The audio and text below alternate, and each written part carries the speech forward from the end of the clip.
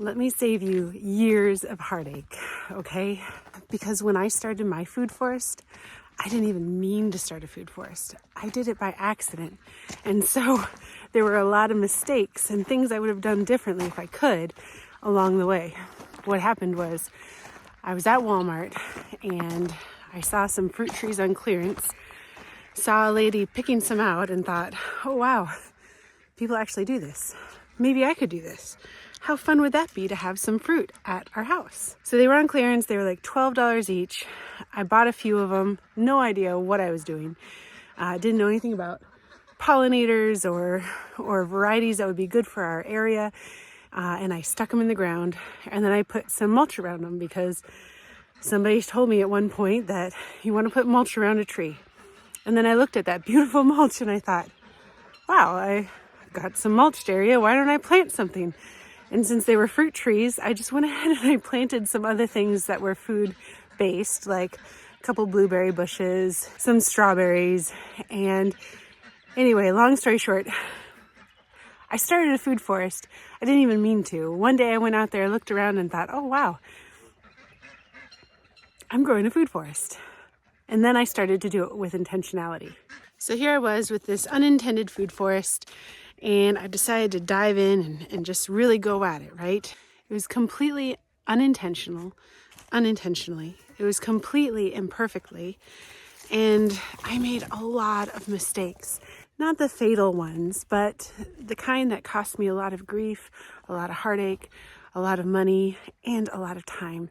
And so let me impart to you these mistakes that I've made or that I've almost made, and ones that I've seen other people making in this journey of mine, so that I can hopefully save you all of that trouble. I want you to be able to start strong and skip all the frustrating parts.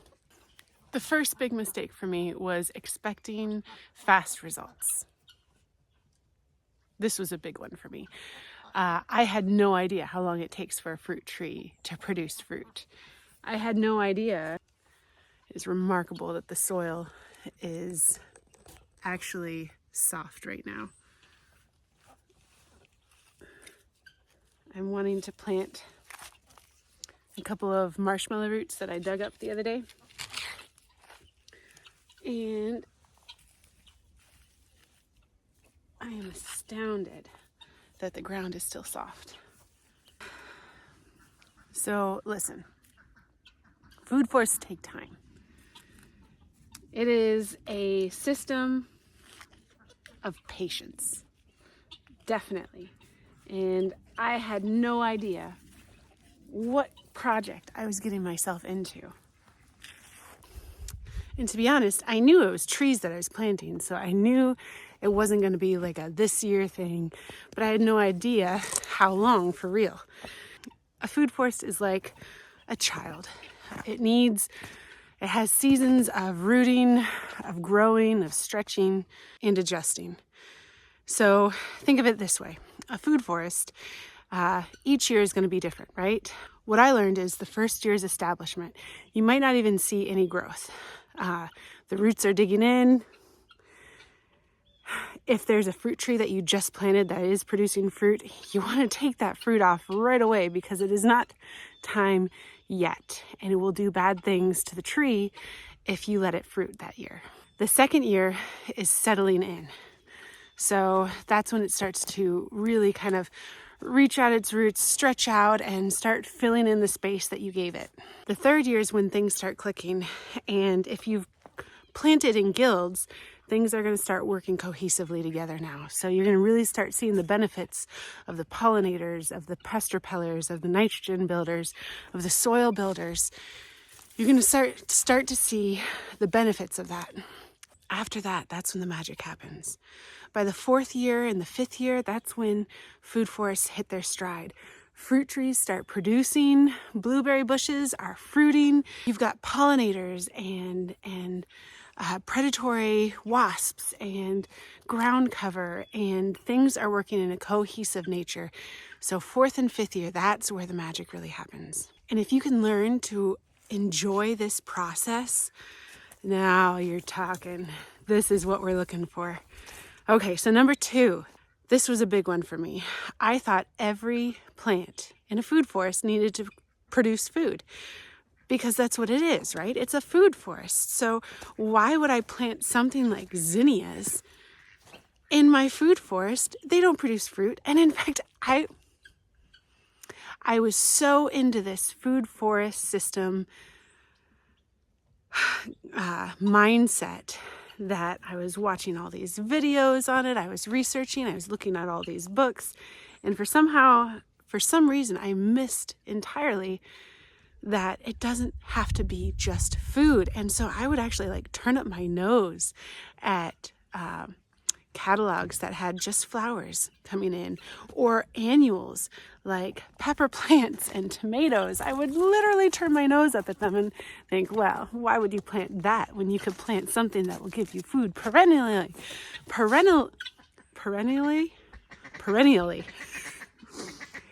Oh, I knew just enough to be prideful, and man, pride comes before a fall every time. So I have learned, it wasn't until year 3 that I really started planting things for the different roles and not just for food. So year 3, I looked around and realized I had a lot of plants, and there was a lot of variety of plants. I mean, I had a ton of different plants that were producing food, but they weren't really producing food. Granted, it was only year 3, but they didn't look like they were going to be abundant anytime soon. That's when I really got into it and thought, well, I've got all this bare area, I might as well plant some flowers. And boom, that's when things really started happening. So then I realized I need to fill the roles. Those are the roles are so incredibly important. And so I started planting nitrogen fixers, whether or not they produced food. I started planting pollinators, whether or not they produced food. And I started planting pest repellents. And I started planting soil builders and ground covers. And that's when things really took off. So please learn from my mistake.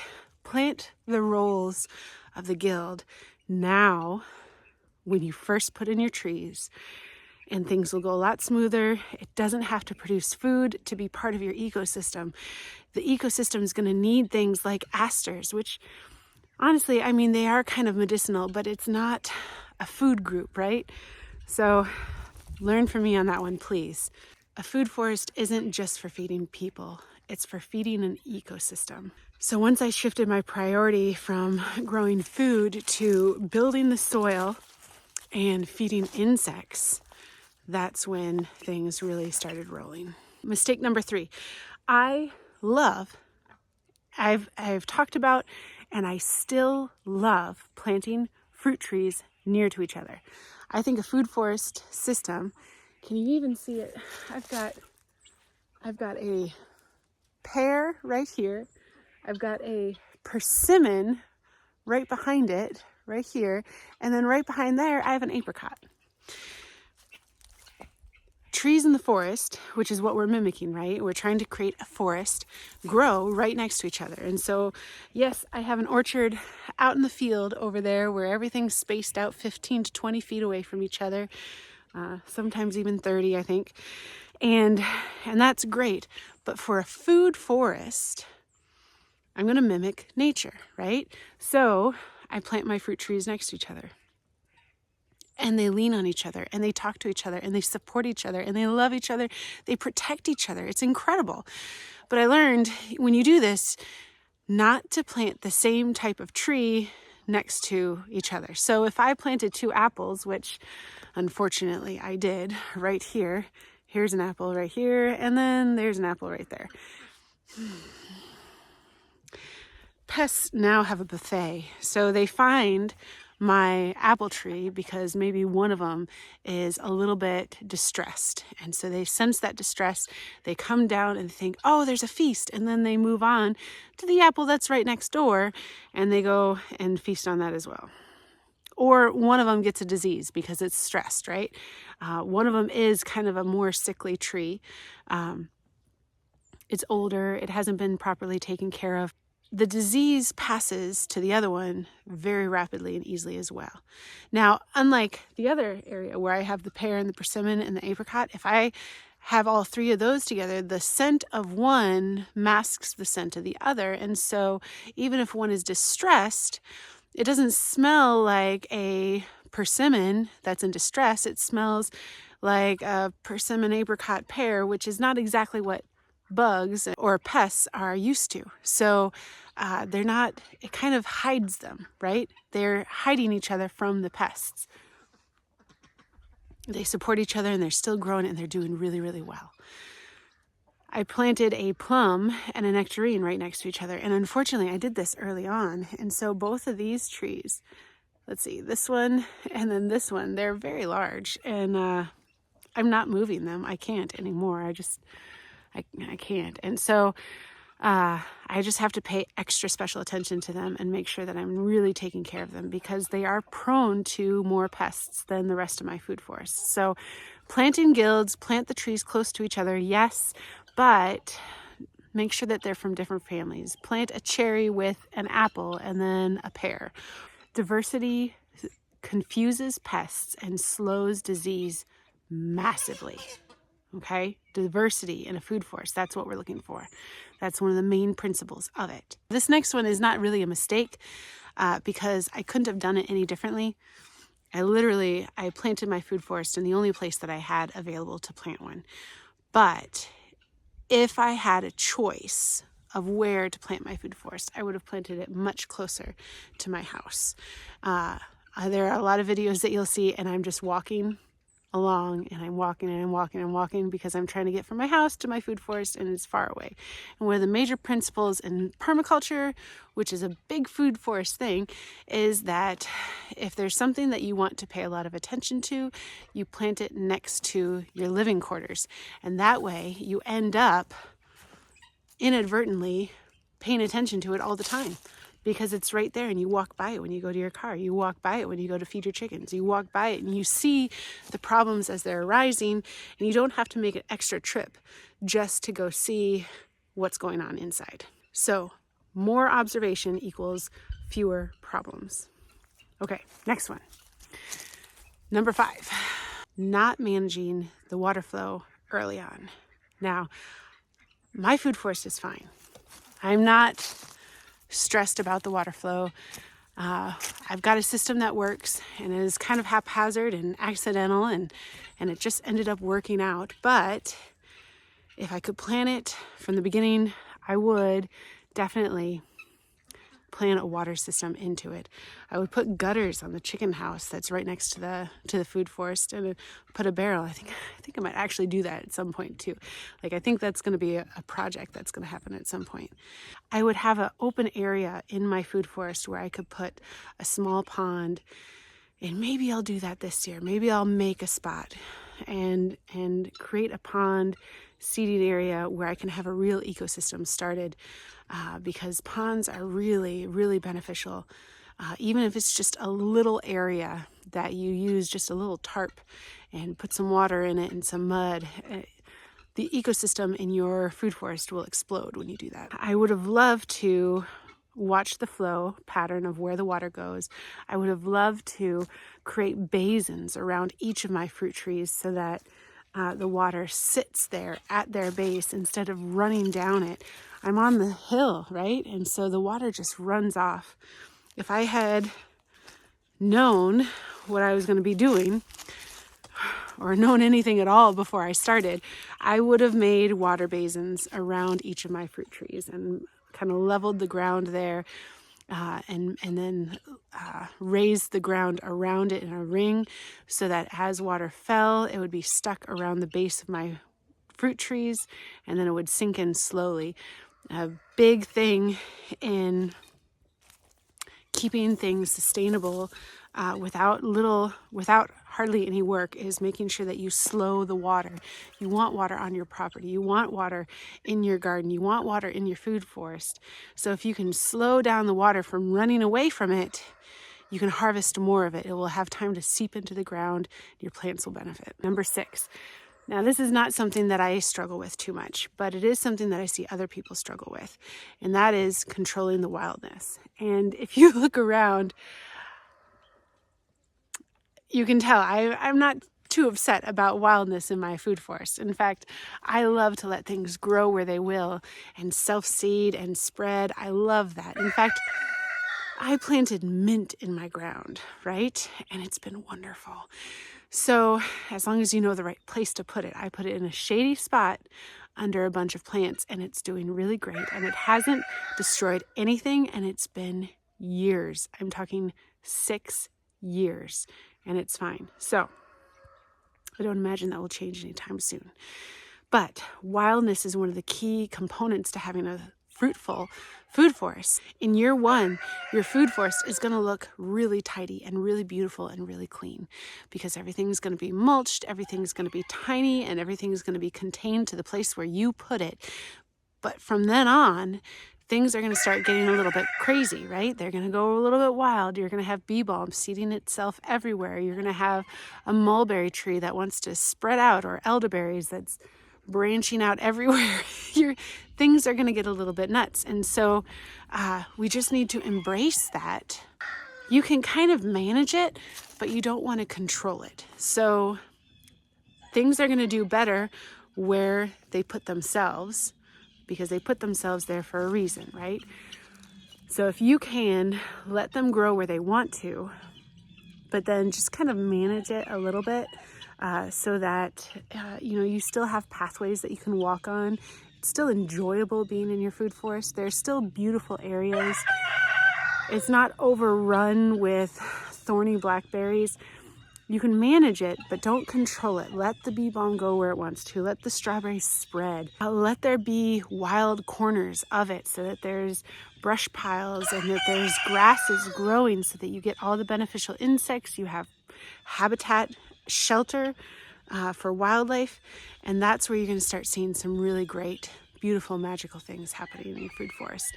It's an ecosystem that you're creating. It's not a show garden, but it can be beautiful. So managing is good. Don't let it get so wild and overrun that you don't enjoy being there anymore, or you don't like looking at it, or you don't want people to see it. It can be beautiful and still a little bit wild. Think secret garden rather than palace gardens, right? So when I think palace gardens, everything's in squares, there's mazes, everything's pruned perfectly, and everything is in its spot. The secret garden was wild but beautiful. That's what we're aiming for. Okay, I'm going to hang out next to my little man right here. Okay, so number 7. The next thing is planting too many rare or special plants first. When you're going through the catalogs or the websites of different food forest plant suppliers like Food Forest Nursery or Stark Brothers or One Green World or Burnt Ridge Nursery, when you're going through those places, there are so many different plants you can plant, and there's some very specialty varieties, and then there's some really low maintenance native varieties that you could plant. Plant the low maintenance varieties first. Don't get too many specialty plants, because if you get too wild and crazy and you plant all the crazy ones that you don't find anywhere near where you live, all of a sudden you've got plants that demand a lot of care and are prone to dying more than, say, like a wild plum or cherry or pawpaw or muscadine grapes, rather than, your seedless table grapes. Find the ones that are really, really good in your area, that are more native, and plant those as your base, and then add the fun specialty ones after. So no matter what, you have something growing, something producing, something thriving, but you also have fun things growing as well. So that's my advice to you. And this will save you a ton of money and stress. So mistake number 8. What is the goal? Do you want food that you can put on your table? you just come out into the food forest and grab it and put it on your table? Or do you want food that you can harvest and then cook into other things and preserve into jellies? Or is this a place where you want your 2-year-olds to be able to run around barefoot and be able to pick berries to their heart's content, right? What is the goal of your food forest? Is it just sustainability? Is it surviving the apocalypse? In which case, plant every species and variety that you can find, even if it's not really yummy, because then you at least have calories and food, right? But I planted it for my kids. And so something that I should have done is not planted anything with thorns, because when I'm harvesting it or weeding it out or managing it and I'm pulling them out, little branches fall on the ground and then they've got thorns, and I want my kids to be able to run around in here barefoot and not step on anything that's going to hurt them, right? So I have taken out all the thorny stuff. Some of it is still coming back and I'm still dealing with that, like some thorned blackberries. I wish I hadn't planted them, but they're here and they're probably here to stay. So I just have to manage that more. And so think about what you want in the end. I want them to come in here and not have to worry about eating anything. And so if they see a berry in here, it's edible. There's some medicinal plants that have berries that are not edible. Don't plant those if you want your 2-year-old to be able to just run free in here. So, yeah, I wish I hadn't done that. I wish I hadn't planted such a thorny variety of rose. I could have put that in my herb garden instead. Anyway, think about what your end goal is, what your desires are, what the end environment should be, and that's what you want to grow towards. Number 9, ignoring the risk of invasive or aggressive plants. And that kind of goes in with the thorny blackberry that I planted, because it's popping up everywhere and it's the bane of my existence in this food forest. Although, I mean, I still love them because it's still good blackberries, but I wish I hadn't planted them, and it's constant. It's constant. We live near a lot of tree of heaven, and so that creeps in, and I have to constantly manage that. I can only imagine if I had planted some plants that were like super aggressively invasive. There are lots that are good at nitrogen fixing, that are good pollinators, that are good soil builders. But do you really want to put in all that work? Find something that's nicer, that's easier, that's simpler, that will do the job just as good, but you don't have to manage so much. And then remember, the whole idea of a food forest is, yeah, there's a lot of input at first, a lot of work that you put into it, but in the end, after year 5 or 6, you almost put 0 manpower into it, and you come out with loads and loads of food and high enjoyment value. So we want it to get easier as it grows, not get harder. So another mistake I made was I planted the trees and I forgot deer exist. So number 10, not fencing early enough. So I definitely almost lost some fruit trees. I think I lost one cherry tree. It's been struggling for years, and it's this one right down here in the corner. It's been struggling for years, and I think it's because it just got eaten by the deer too many times the first year that it was growing, and it's just struggled since then. And I've protected it after that first year, but it's never really taken off since then. It got eaten down to a nub like 3 times. And so protect it from predators. I put up this really tall fencing. I think it's 6-foot fencing. 6-foot fencing around the entire food forest, and then I put barbed wire around the top. And I've never seen a deer get stuck in it or get hurt by it, but I do know that they have tried to get in and they have not been able to. They have a whole field that they can have out there. They've got acres and acres of everything else that they can possibly want. They don't need to be coming into my food forest. And so I protected it with that. They don't mess with it anymore. In fact, there was one point where I had only fenced off like 3 sides of this food forest, and I had a deer-shaped dent in my fence over here because it had seen me coming. It was trying to get out really fast, and it dove into the fence, and it's still kind of bent out of shape over there. But that was the last time they ever came in. After that, I made sure that it got covered. So make sure you protect your food forest. You don't want to spend $60 on this tree that you're really excited about and then come find that it's been eaten down to a stump, right? Okay, mistake number 11. I found all these varieties that looked really great in these catalogs and on the websites, and I thought, oh yeah, I'm gonna order them, and I got them, and I planted them, and they're growing, and like 3 years later, I find out that there's like 3 weeks in July where I have zero food in the food forest. Zero. And so I didn't look at the varieties and see when they were going to produce food, and I didn't plan accordingly so that there was constantly food growing and being produced in my food forest. Now, that was a huge mistake that I made, and it cost me years of time of growing. So what I did specifically for that is I made a PDF that basically goes over the entire growing year from early May all the way through November of things that produce food so that I can come out with my toddlers or my 12-year-olds and there's always something for them to eat. And it took a long time, and I found all the varieties and I found out when they produce and I mapped it all out, and it took a long time. And anyway, so I have that PDF.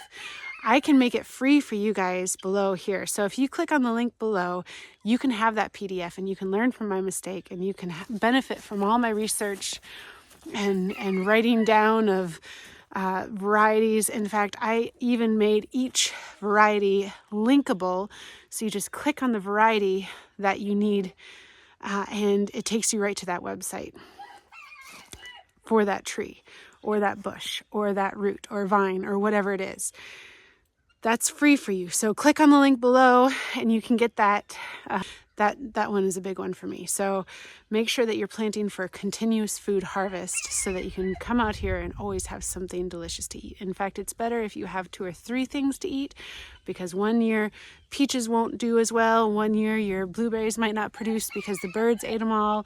One year, your apples might get a disease or they might just not do as well. And so you need multiple things producing in order to have at least one thing to eat. Number 12, we're just going to go over a couple of common mistakes that people make that I didn't necessarily make, but I know about. And I wrote down this list. So if I'm looking down, that's because I'm looking at my list here.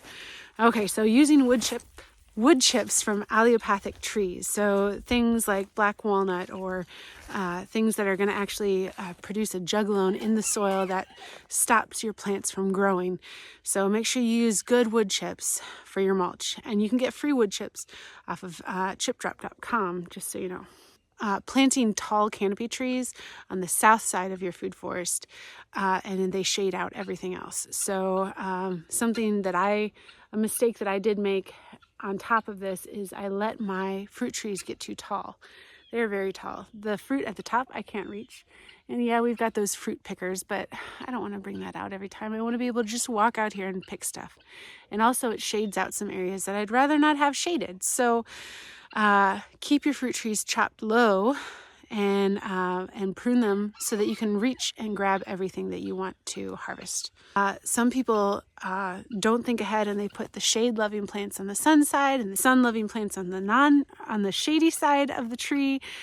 So make sure you know where the sun's coming from, where it's going, and plant accordingly. Also, overplanting shrubs early so that later on when they become fully mature, they overcrowd each other. So some blueberry bushes get really big, and you want them to get big. The bigger they get, the more fruit that they produce.